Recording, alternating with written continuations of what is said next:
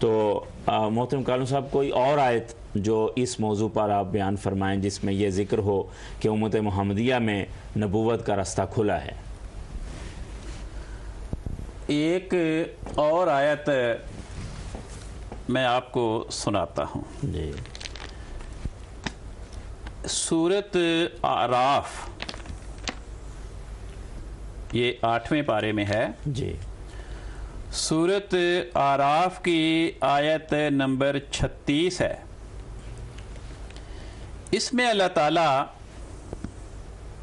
فرماتا ہے نوع انسان کو مخاطب کر کے جی. یا بنی آدمہ،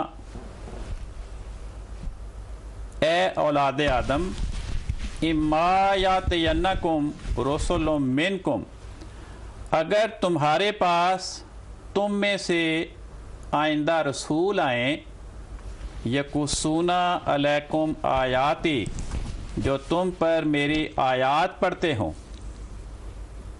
فمن اتقی و اصلح، تو ان رسولوں کی آمد پر جو انسان خوف خدا کرے گا اور ان پہ ایمان لا کر اپنے قول کی اپنے عمل کی اصلاح کرے گا، فلا خوف علیہم ولا ہم یحزنون، ان پر آئندہ نہ کوئی خوف ہوگا اور نہ وہ غمگین ہوں گے. ٹھیک.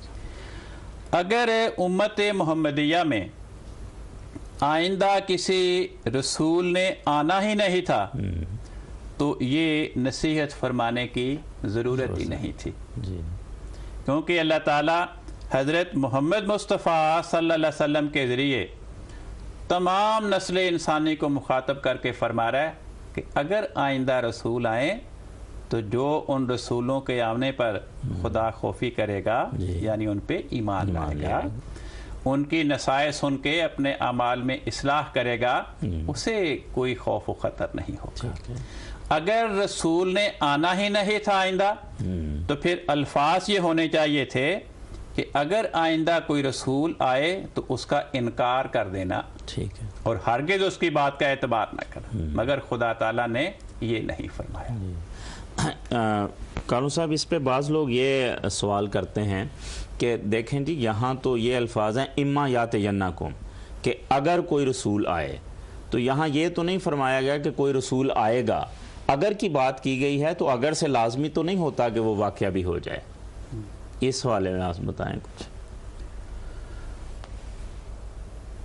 اگر قرآن کریم میں جی ہم دیکھیں لفظ اما کی تلاش کر کے جی کہ جب بھی فعل مضارع پر اما کا لفظ استعمال ہوتا ہے، جیسے اس آیت میں ہے جی اما یاتینکم رسل منکم، جی تو ان کو دیکھ کر ہمیں یہ پتہ چلتا ہے کہ اما ایک حرف شرط ہے، جی مگر اس کا استعمال یہ ہے کہ یہ جب بھی استعمال ہوتا ہے تو اس شرط کا پورا ہونا اپنے بعض مخاطبین کے ساتھ لازمی اور ضروری ہوتا ہے. صحیح. جی. یہ شرطیہ جملہ جو اما کے لفظ کے ساتھ آئے، بے شک اس کی شرط تمام مخاطبین کے ساتھ پوری نہیں ہوتی، لیکن بعض مخاطبین کے ساتھ ضرور پوری ہوتی ہے. ٹھیک. 5-6 مقامات پہ قرآن کریم نے یہ مضمون بیان فرمایا. جی. مثلا ایک جگہ فرماتا ہے اما تثقفنہم فی الحرب فشرد بہم من خلفہم. جی.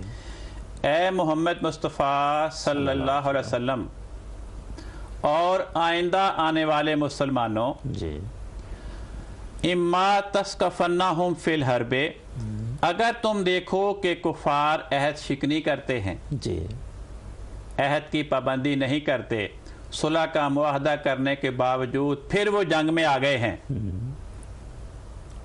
اور تم ان کو پاؤ کہ میدان جنگ میں آگے فرمایا فشرد بہم من خلفہم، تو ان کے ساتھ ایسا سختی کا سلوک کرو کہ جو ان کے پیچھے یہ منصوبہ بندی کر رہے ہیں کہ ہم بھی جنگ میں جائیں، شرارت کریں، عہد شکنی کریں، وہ بھی اس سے ڈریں. اب اس فکرے پہ غور فرمائیں کہ اگر تم عہد کرنے والے کفار کو عہد شکنی کا مرتکب پاؤ تو یہ کرو۔ اب بات یہ ہے کہ تمام کفار عہد شکن نہیں ہوں گے، جی بالکل درست ہے، تمام کفار میدان جنگ میں نہیں آئیں گے، لیکن آیت کے الفاظ بتا رہے ہیں کہ بعض کفار یقیناً میدان جنگ میں آئیں گے۔ ٹھیک، تو فرمایا جو کفار میدان جنگ میں آئیں ان کے ساتھ پر ایسا سلوک کرو کہ دیگر کفار بھی اس سے خوف زدہ اور مرعوب ہوں جی، اور وہ شرارت کرنے کی منصوبہ بندی نہ کریں۔ باز آئیں۔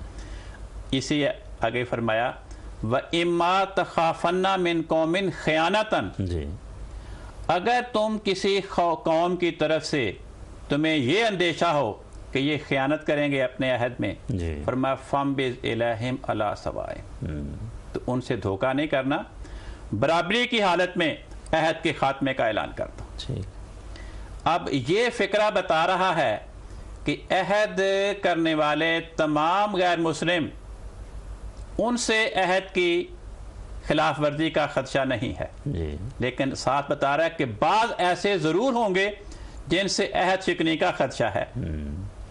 اسی طرح قرآن کی فرماتا ہے اما یبلغن عندک الکبر احدہما او کلاہما، جی، اے قرآن پڑھنے والو، اگر کسی کے ماں باپ میں سے کوئی ایک یا ماں باپ میں سے دونوں ہی تیری زندگی میں بڑھاپے کو پہنچ جائیں تو فرمایا فلا تقل لہما اف، ان سے سختی کا رویہ اختیار نہیں کرنا۔ جی، اب اس آیت میں بھی اما کا لفظ ہے، جی، یبلغن فعل مضارع ہے، تو اس کا ہرگز یہ مطلب نہیں کہ ہر انسان کے ماں باپ اس کی زندگی میں بڑھاپے کی عمر کو پہنچ جائیں۔ کئی بچے یتیم پیدا ہوتے ہیں، جی، جی، انہوں نے اپنے ماں باپ کو دیکھا ہی نہیں ہے۔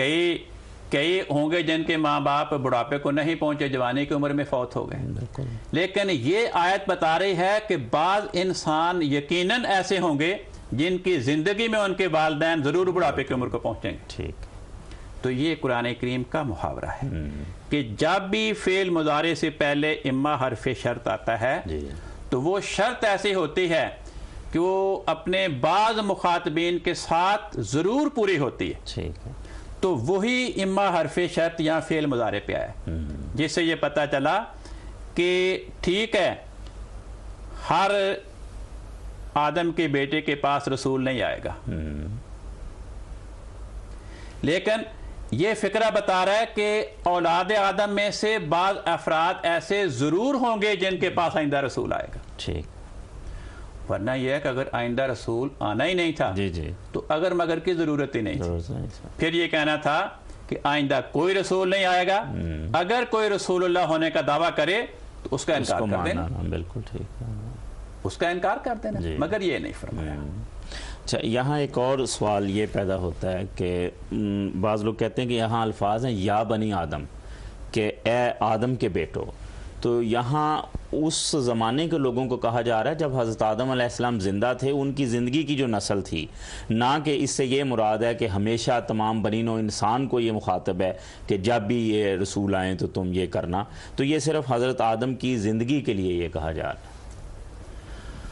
اب دیکھیں اس بات پہ ذرا غور کریں، جی، آیت اتر رہی ہے حضرت محمد مصطفیٰ صلی اللہ علیہ وسلم پر، اس میں یہ نہیں فرمایا کہ ہم نے آدم کے زمانے میں جی، آدم کی زندگی میں یہ حکم دیا تھا، جی، حضرت محمد مصطفیٰ صلی اللہ علیہ وسلم پر آیت اتر رہی ہے۔